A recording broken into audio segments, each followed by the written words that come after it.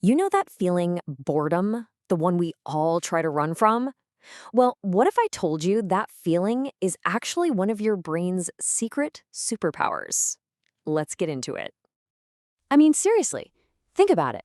When was the last time you were truly bored? No phone, no music, no podcast, just you and silence.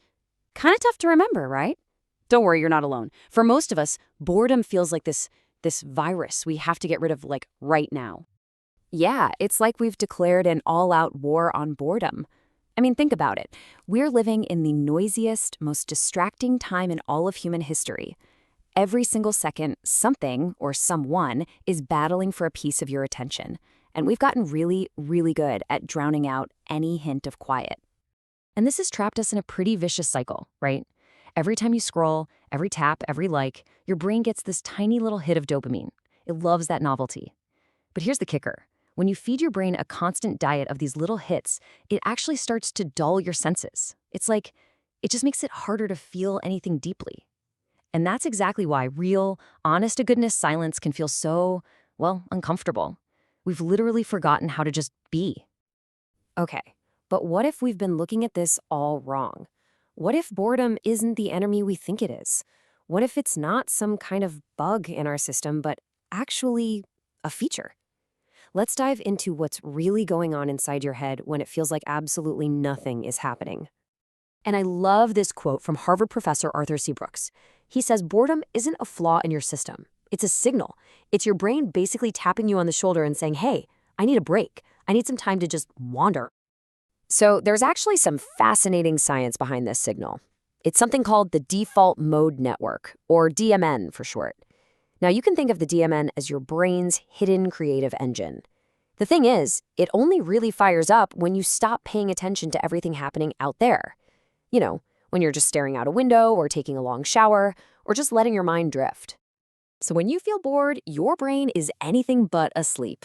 Oh no, it's actually kicking into high gear, doing some of its most important work behind the scenes.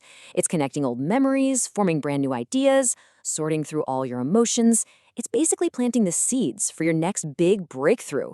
And that's why your best ideas always seem to pop into your head when you're doing something totally mundane. Yeah, exactly. Those amazing shower thoughts or those sudden aha moments you get on a long walk, they're not just random magic. Nope. They are the direct result of you giving your brain the quiet space it was begging for, letting that default mode network do its thing. It's not magic, it's just biology. And it's not just about creativity either. This is huge. Boredom is also an absolutely essential tool for your mental health. It's like a reset button. Okay, so think of it like this. All that constant stimulation, it's like it floods your brain, right? And over time, your brain's reward system gets kind of numb to it. You end up feeling restless, maybe a little anxious, and you need more and more stimulation just to feel normal.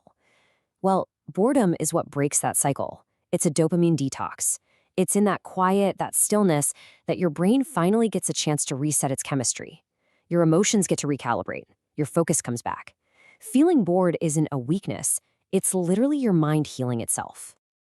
All right, so this all sounds great in theory, but how do we actually do it? How do we reclaim this power? Well, the good news is it's way simpler than you probably think.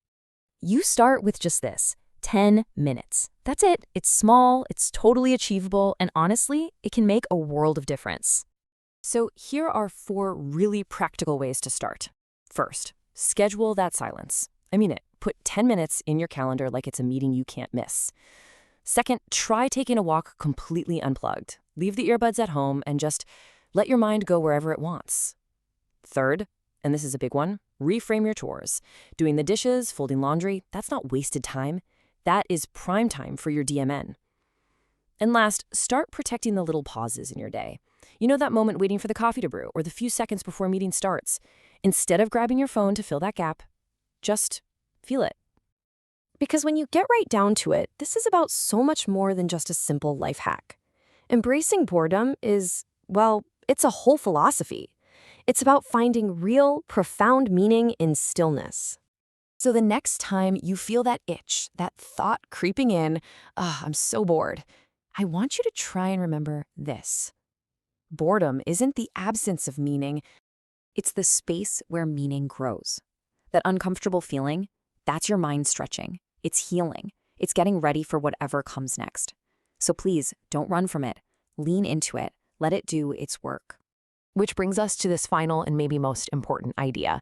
In our world that is just completely obsessed with more, with being productive every single second, maybe the most radical and truly productive thing you can do for your creativity, for your focus, for your soul is absolutely nothing.